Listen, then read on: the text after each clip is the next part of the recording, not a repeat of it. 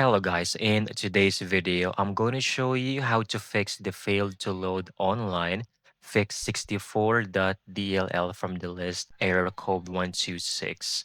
Let's begin. First, open your Steam library. Right-click on the game showing this error. For example, I have in here Oma Musume. Just right-click on it, go to Properties, Installed Files, then click on Verify Integrity of the game files. This will scan for any missing or corrupted files and it will automatically re-download them for you. Now, if the issue continues, I want you to go to your browser, all right, and search for download fix64 DLL, this one. Click on the first search result, which is this website.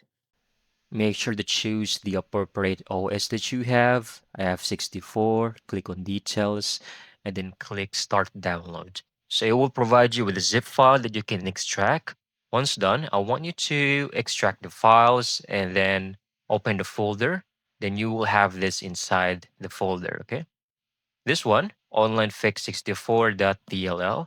Right click on it, copy it, then go back to your Steam library. Over here, right click, same procedure we did earlier, properties. This time, go to browse. And from here, I want you to paste that file that we just copied earlier. And that should fix the issue on your games. That's it. I hope you found this video very helpful.